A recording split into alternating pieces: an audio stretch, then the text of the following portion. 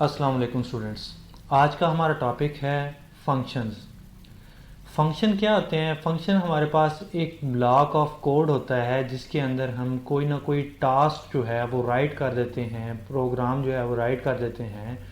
और जब ही हम उस फंक्शन को कॉल करते हैं तो वो अपनी डिक्लेरेशन के लिहाज से उसके अंदर जितनी भी स्टेटमेंट होती हैं उसके लिहाज से हम उसको बार बार कॉल कर सकते हैं। तो और वो अपना फंक्शन जो है वो बार बार परफॉर्म करता रहता है।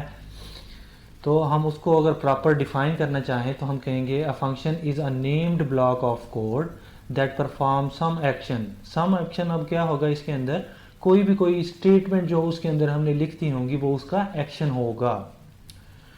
तो फंक्शन के फ़ायदे क्या हैं, किस लिए हम इसको यूज़ करते हैं? सबसे पहले तो ये ईजियर टू कोड है। ईजियर टू कोड कैसे है?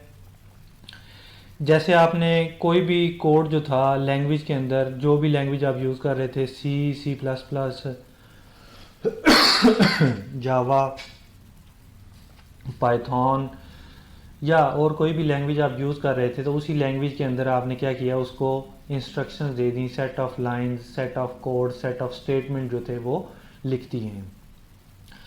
अब इजी टू मॉडिफाई भी है ये, क्योंकि हमने उसको उसी तरह लिखा था। अगर हमने उसमें मॉडिफिकेशन करनी है उस फंक्शन के अंदर तो हम उसी लैंग्वेज को यूज़ करते हुए, क्योंकि ये ह्यूमन इंटरेक्ट है, ह्यूमन इसको इंटरेक्ट करता है, ये हाई लेवल लैंग्वेज है, तो क्या है, हम इसको अपनी मर्ज़ी से चेंज कर सकते हैं, मॉडिफाई कर सकते हैं। जो फंक्शन हमने राइट किया, अगर हमारी ज़रूरत है कि अब फंक्शन जो है हमने उसको चेंज करना है, फंक्शन वैसे का वैसे ही लिखा रहे और उसकी बॉडी में जाके हम उसकी जो स्टेटमेंट होगी, उसके जो एक्शंस होंगे उनको हम चेंज कर देंगे।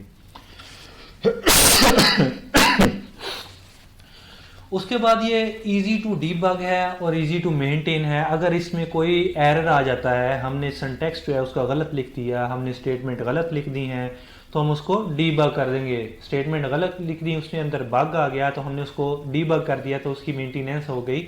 तो मेंटेनेंस भी क्या हो गई, ईजी हो गई। अब रीयूजिबिलिटी कैसे है? हमने एक ही फंक्शन जो है वो डिक्लेयर कर दिया, अब हम उसको बॉडी के अंदर एक बार कॉल करें, 2 बार कॉल करें, 10 बार कॉल करें, जितनी बार भी हम कॉल करेंगे उस फंक्शन के नेम से हम उसको कॉल कर सकते हैं। यानी कि दोबारा दोबारा उस फंक्शन को, जो भी फंक्शन हमने एक बार राइट कर दिया उसको 10 बार हमने कॉल करना है, 10 बार कॉल कर सकते हैं, 20 बार, जितनी बार आपकी रिक्वायरमेंट है आप उसको कॉल कर सकते हैं, दोबारा दोबारा से यूज़ कर सकते हैं। अब क्योंकि हमने एक ही बार लिख दिया था, उसके अंदर प्रोग्राम जो था वो राइट हो चुका था, तो इसलिए जब भी हम उसको एक्सेस कर रहे थे तो उसका टाइम जो था वो लेस था। जो भी स्टेटमेंट थी उसको पहले से डिफाइन हो चुकी थी, उसका फंक्शन, उसकी डाटा टाइप, तो उसने लेस टाइम में हमें वो फंक्शन जो था वो कॉल करके दे दिया। अब फंक्शन की अगर हम टाइप देखें तो फंक्शन की हमारे पास 2 टाइप्स होती हैं। एक होता है यूज़र डिफाइंड फंक्शन, जो प्रोग्रामर होगा, जो यूज़र होगा, अपनी मर्जी से प्रोग्राम राइट कर रहा होगा, अपनी मर्जी से फंक्शन जो है वो डिफाइन कर रहा होगा, उनको डिक्लेयर कर रहा होगा, उसको हम बोलेंगे यूज़र डिफाइंड फंक्शन। अब इसके अंदर मैंने एक एग्जांपल लिखी है, इंट ऐड। अब फंक्शन की निशानी मैंने आपको पहले भी बताई थी, किसी कीवर्ड के आगे पैराथीसिस अगर यूज़ हों, छोटी ब्रैकेट्स, तो हम उसको बोलेंगे ये हमारे पास एक फंक्शन है।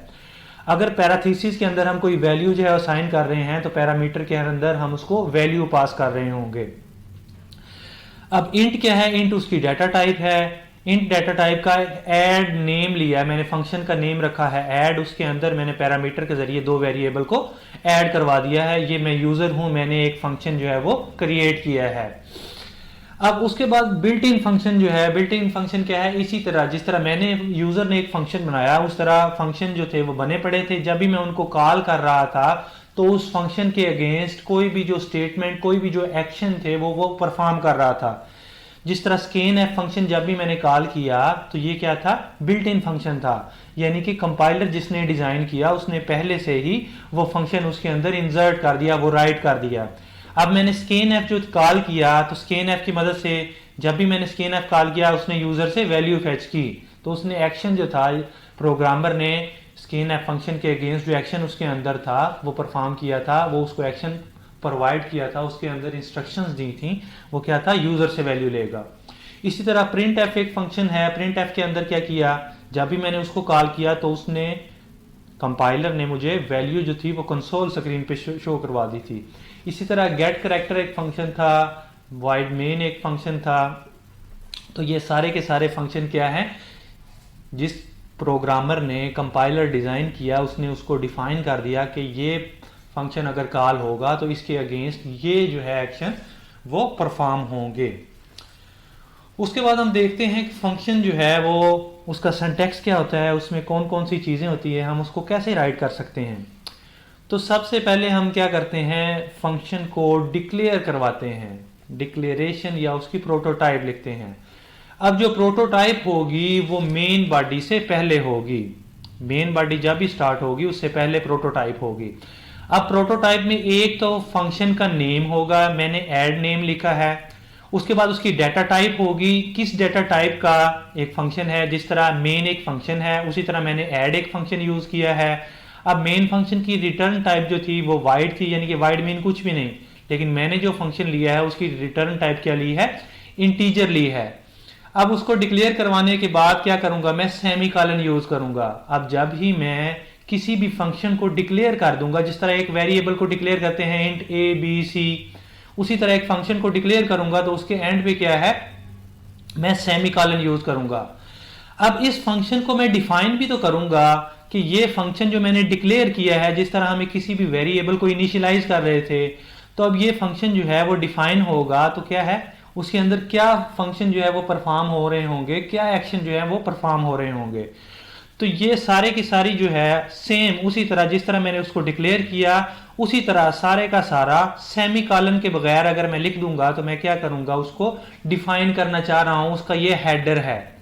जिस फंक्शन को मैंने डिक्लेयर किया उसको सेमीकोलन के बगैर उसी तरह मैंने लिख दिया, वो उस फंक्शन का हेडर हो गया।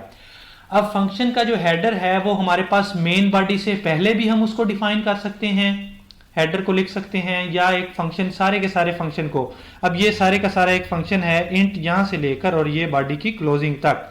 अब इस फंक्शन को मैं मेन फंक्शन जो था इससे पहले भी इसको डिक्लेयर करवा सकता था, इसको डिफाइन कर सकता था, और इसको मेन फंक्शन के बाद भी डिफाइन कर सकता हूं, या मैं इसको किसी और फाइल के अंदर डिफाइन करके हैश इंक्लूड के साथ इस फंक्शन को कॉल भी कर सकता हूं। जिस तरह hash include console input output standard input output dot header हमने यूज किया, उसी तरह अगर इस फंक्शन को मैं डिक्लेयर कर रहा हूं, इस फंक्शन को मैंने डिक्लेयर कर दिया, डिक्लेयर करने के बाद मैं क्या करना चाह रहा हूं, उसको डिफाइन करके कॉल करना चाह रहा हूं कि डायरेक्टली मैं उसको यहां पे कॉल कर दूं। तो कॉल करने से क्या होगा, जिस तरह गेट सी एच और स्कैन एफ प्रिंट एफ मैंने किया, तो उसको मैंने कंसोल इनपुट आउटपुट के जरिए कॉल किया था, हैश इंक्लूड के साथ उनको कॉल कर दिया था किसी भी दूसरी फाइल से। इस तरह मैं इसको मेन बॉडी से पहले भी डिफाइन कर सकता हूं, मेन बॉडी के बाद जैसे यहां पे मैंने डिफाइन किया है वहां भी डिफाइन कर सकता हूं, और किसी एक और फाइल के अंदर डिफाइन करके उसको हैश इंक्लूड के जरिए इस फाइल के अंदर इंक्लूड कर सकता हूं। अब डेफिनेशन में दो चीजें मैंने यहां पे लिखी हैं, एक फंक्शन हेडर लिखा है और एक फंक्शन की बॉडी लिखी है। हेडर क्या है, सेम जिस तरह उसको डिक्लेयर कर दिया सेमीकोलन के बगैर, उसको हेडर जो है मैंने उसको कंसीडर किया हुआ है। अब हेडर के अंदर उसकी बॉडी स्टार्ट हुई करली ब्रेसिस के साथ, उसके अंदर मैंने जो एक्शन परफॉर्म करने थे वो एक्शन सारे के सारे इसके अंदर लिख दूंगा बॉडी के अंदर। अब ये सारी की सारी डेफिनेशन उसकी कंप्लीट हो गई है। अब कंप्लीट होने के बाद उस फंक्शन को मैंने मेन बॉडी के अंदर मेन फंक्शन के अंदर कॉल भी करना है। अब जब ही मैं उसको मेन फंक्शन के अंदर कॉल करूंगा तो जिस तरह मैंने गेट सी एच लिखा, तो गेट सी एच की मैंने डाटा टाइप कोई नहीं डिफाइन की, किसी भी वेरिएबल को मैंने कॉल किया तो वेरिएबल की डाटा टाइप मैंने डिक्लेयर पहले से करवा दी थी। अब इसी तरह एक फंक्शन है उसको मैं सिर्फ उसके नेम से कॉल करवाऊंगा। अगर मैंने उसके पैरामीटर के अंदर किसी की भी वेरिएबल की वैल्यू को पास करवाना है तो वो उनकी वेरिएबल लिखूंगा। अगर वेरिएबल को पास नहीं करवाना है तो सिंपली मैं जो फंक्शन मैंने लिखा, जो उस फंक्शन को मैंने जो भी नाम दिया उस नेम से मैं उसकी पैराथीसिस के साथ सेमीकोलन के साथ टर्मिनेटर साइन के साथ उसको कॉल कर दूंगा। तो अब हम एक प्रोग्राम राइट करके उसके अंदर एक फंक्शन क्रिएट करते हैं। उस फंक्शन को क्रिएट करके हम देखेंगे कि उसकी डिक्लेरेशन कहाँ कर रहे हैं, उस फंक्शन को डिफाइन कैसे कर रहे हैं, उसकी हेडर फाइल कौन सी है, उसकी बॉडी कौन सी है, और उस हम फंक्शन को कॉल कैसे कर रहे हैं।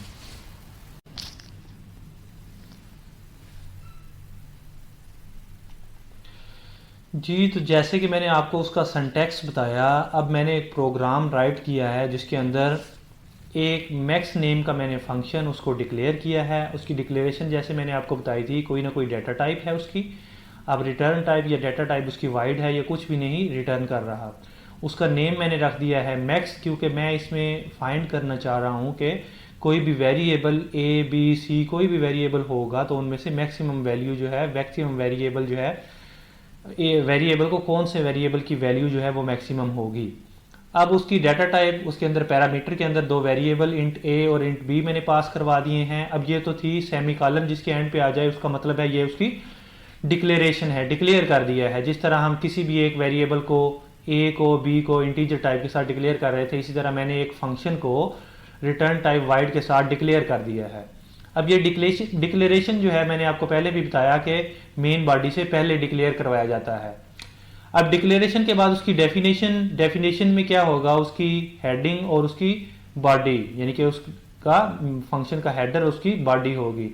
अब हेडर और जो बॉडी है उसकी, वो इसी तरह मेन फंक्शन से पहले भी उसको राइट कर सकते हैं, और मेन फंक्शन जहां पे क्लोज हो रहा है गेट सी एच के बाद, उसके बाद भी उसको हम डिफाइन कर सकते हैं उस फंक्शन को।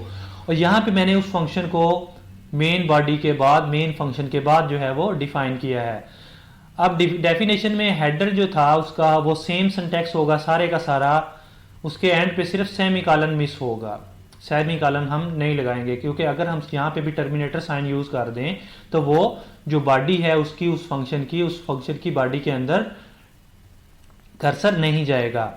अब डिफाइन करने के बाद, डेफिनेशन में हमने उसके हेडर के बाद क्या किया, उसकी बॉडी में जाएगा। बॉडी में जाके जो वेरिएबल ए है और बी है, अगर तो ए वेरिएबल जो है बी से ग्रेटर देन है तो उस सूरत में हमें शो करवा देगा कंसोल स्क्रीन पे कि मैक्सिमम जो नंबर है वो क्या है, ए वेरिएबल का है। अगर जो है वो बी वेरिएबल का मैक्सिमम नंबर होगा तो उस सूरत में हमें शो करवा देगा कि बी वेरिएबल जो है उसका नंबर क्या है, ग्रेटर देन है। अब ये तो था उस फंक्शन का। अब हम फंक्शन को जितनी बार भी कॉल करेंगे, फंक्शन क्या करेगा, यही काम परफॉर्म करेगा।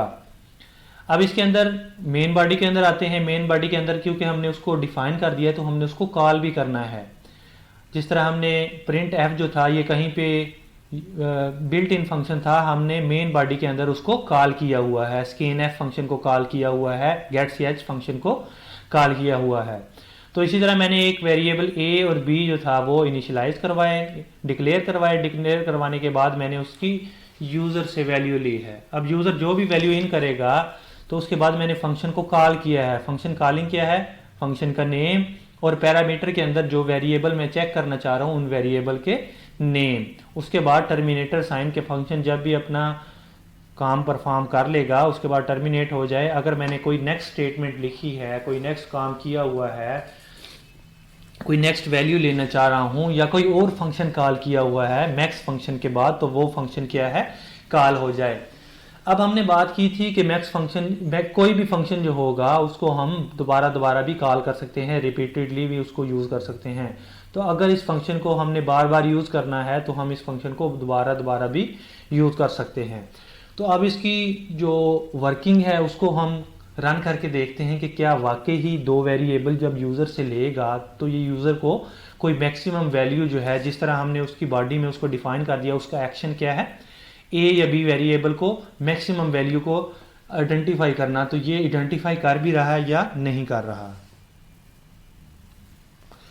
तो यूज़र से वैल्यू लेगा। अब मैंने एक वैल्यू जो है वो 38 लिख दी है, ए वेरिएबल के अगेंस्ट 38 वैल्यू पास हो गई। अब वी वेरिएबल जो है उसके अगेंस्ट मैं 90 वैल्यू जो है वो पास कर रहा हूँ। तो जब भी मैंने इंटर की प्रेस की तो 90 चूँकि बड़ा है तो जो मैक्स फंक्शन था वो कॉल हुआ, और उसके अगेंस्ट जो भी वैल्यू जो थी मैंने इन की है, बी अगर मैंने ग्रेटर देन है वैल्यू ए से मैंने मैक्सिमम वैल्यू इन की है तो उसने मुझे शो करवा दिया कि जो बी की वैल्यू थी, जो बी के अगेंस्ट जो वैल्यू थी वो मैक्सिमम है।